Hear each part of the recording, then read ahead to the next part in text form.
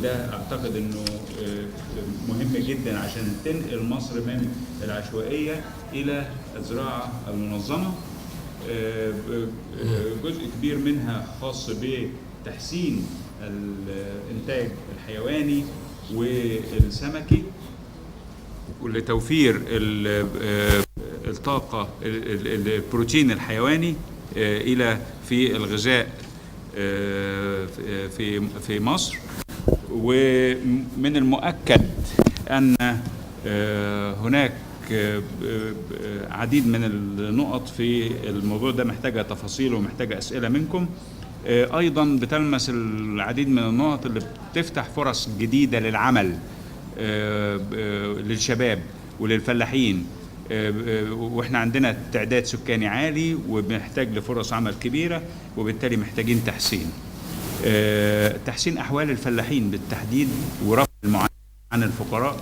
أعتقد أن دي موجودة في باطن كل الخمس أعمدة الأساسية اللي اتقالت. الخمس أعمدة الأساسية اللي اتقالت عشان أفكر نفسي، ولو كنت ناسي حاجة فكروني بيها. الأول هو المعلومات والأمن الغذائي وفتح فرص جديدة للاستثمار وخرائط للاستثمار نقدر ان احنا بيها نحسن الأوضاع الموجودة في مصر. العمود الثاني هو زيادة كفاءة استخدام الموارد، سواء كانت المياه أو الأراضي أو الطاقة. العمود الثالث هو تحسين الإنتاج الحيواني وصحة الحيوان، الإنتاج الحيواني والسمكي أيضا.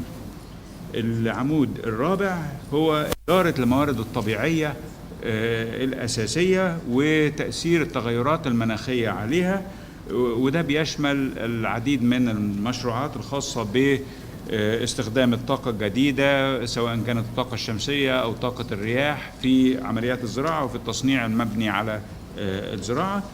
والعمود الخامس هو تقليل الفاقد من المحاصيل الزراعية، والفاقد مقدر ب20% إلى 50% حسب نوعية المحصول. الخمس أعمدة من أو الخمس ركائز اللي بتوضحوا في هذه الخطة بتشمل 12 مشروع. ال 12 مشروع قيمتهم الإجمالية 76 مليون دولار. الجدول الزمني الذي وضع انه هيكون في غضون 4 أشهر، واحنا ما فيش حاجة عندنا بتستمر بتاخد هذا الوقت الطويل في الوقت اللي احنا عايشين فيه. And that's why I will shift to English because I want him to understand what I'm saying. Where have you gone? Strengthening the ministry, universities and concerned partners. We need to do a quick study on who those partners are.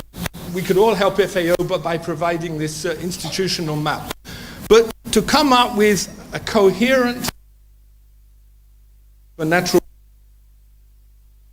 sensing, GIS and soil laboratories, updating maps, which are then regularly updated. It's all very nice to have a nice glossy book on the bookshelf.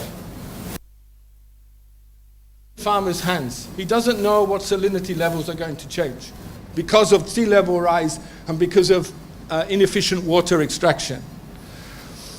And that moves on to land and water. Egypt has huge plans for land reclamation, but we need the natural resources data. We need models to predict what's going to happen. And what water efficiency and soil conservation has to be applied to those interventions. We had a request from the Ministry of Agriculture, from the Minister's Office, to help them to develop regulatory frameworks to harmonize the strategy with the new Egyptian coordination. Again, a short-term project with key things like land tenure for tenant farmers, the empowerment of cooperative associations, small access to credit for smallholder farmers, agricultural insurance. Apply the strategy to modern thinking with such things. And FAO, I was involved in Pakistan. Pakistan was radical. in July 2012. It closed down the Ministry of Agriculture. Just closed it down and decentralized it to 4 states. Then they came to 4 states, then came to FAO, please help us with regulatory frameworks. And the first thing FAO advised, please create a Ministry of Food Security and Research. This is a national thing. So they recreated and they gave the job back to the minister under a new title. And then FAO is now helping the 4 states with their regulatory frameworks. This is something FAO, I consider, is very strong at, and we've had a request from the minister, and we're now developing on terms of reference for this. Pillar number 2.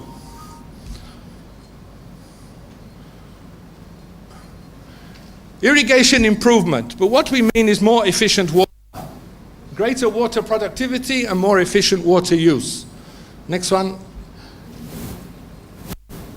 Several agencies have requested FAO to assist in the research and development of grey water and wastewater irrigation systems at the small scale level, the community level. We know the World Bank, the European Union, other agencies are doing mega projects in developing larger irrigation schemes and processing wastewater. So this is something that would be suitable. For example, you are familiar with a TCP project. 1 or 2 TCP projects could do this through a farmer field school approach of adaptive research.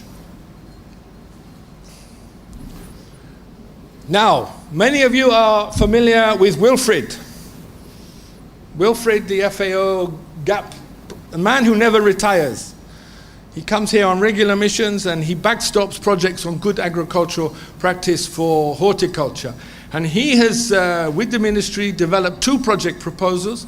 One is expanding good agricultural practice for urban and peri-urban horticultural development, rooftop gardening, rooftop nutrition improvement, income generation. You've had very successful projects in the 5 to 10 years ago, funded by Telefood, TCP. There's a need to upscale this. I'm sorry to say, but Gaza has overtaken you. Gaza took all your models, all your manuals, and now there's, I think, between 5 and 10 million of Dutch and Italian aid promoting this. And FAO is helped to smuggle strawberries from Gaza to West Bank, but you didn't hear me say that, okay? So, yes, next one. Now this is a major project which again is evolving. It's 5 years, it's providing technical assistance to the government and to investment banks, financial institutions who are involved with water. Is to make water more productive, more efficient. And I know Pasquale himself is heavily involved with this, with the ministry and the donors. But to find out what the productivity of water is related to farm economics, promote more efficient land use and water production packages through farmer field schools, private, public applied research and extension systems. So hopefully, and then empowering water users associations to own those schemes, to own those developments. Now there's lots of people doing different bits in different locations. There's a need to maybe make the strategies more coherent. Moving on now to Pillar 3, animal health and production. Please, next one. There was a request, and this is exactly the same request as I received in Yemen.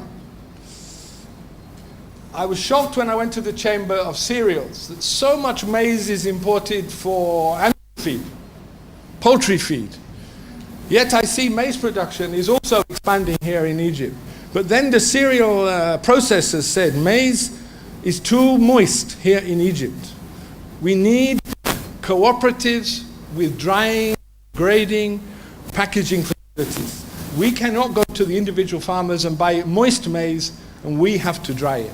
So there's a need for a value chain strengthening, linking maize farmers to poultry processors. And that's something very easy can be done through farmer business schools, farmer field schools, whatever. Similarly, I've met UN agencies, I've met NGOs who are saying we are doing local level animal fodder from waste, agricultural waste. And there's different technologies out there. these need to be upscaled. They need to be shared. You have one government, one district, one university, one technical school doing their own individual thing. And there's a need to bring all this technology together, share it, develop and upscale. So this will be a small ideal TCP project, for example. Next one. Okay, many of you are familiar with FAO's work in transboundary animal diseases. As I said earlier, we are keen to upscale that from avian influenza to other diseases and to work with neighboring countries. And this is something that I know Dr. Mona, who's now standing up, as a vet, is very keen to support. And FAO already has a team here. I know there's a French project. The French are becoming partners involved with this. We need to bring everybody together, transboundary animal diseases, strengthen the services here in Egypt, and support neighboring countries. And I tell you, the problems coming from Syria are alarming. Natural resource management, climate change adaptation. This is a request from the Horticultural Research Institute. During my travels, people were telling me we have enough research on cereals for climate change adaptation. We have enough research for vegetables, but we are lacking new varieties, climate change adaptable, alkaline drought, heat and saline tolerant varieties of tree crops. And this is a project proposal that's already been prepared, and FAO will certainly help Horticultural Research Institute and other agencies like private tree nurseries, etc., to develop the production of fruit tree seedlings which are adaptable to climate change.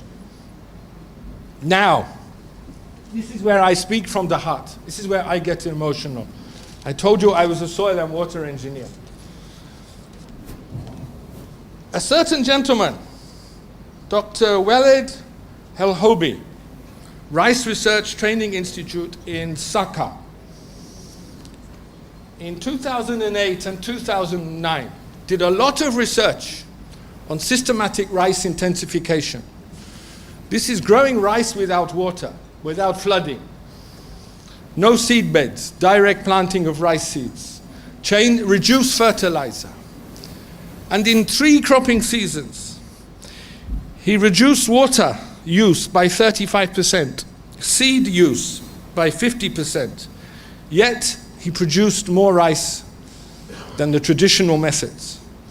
This is written up by Cornell University, who are the lead international agency for systematic rice intensification, SRI. It's written up as a success story, but it died in 2010. اقول لحضرتك ان في موديل في اسوان، وفي موديل هيكون شرق القناه، وموديل غرب القناه، وموديل في الدلتا.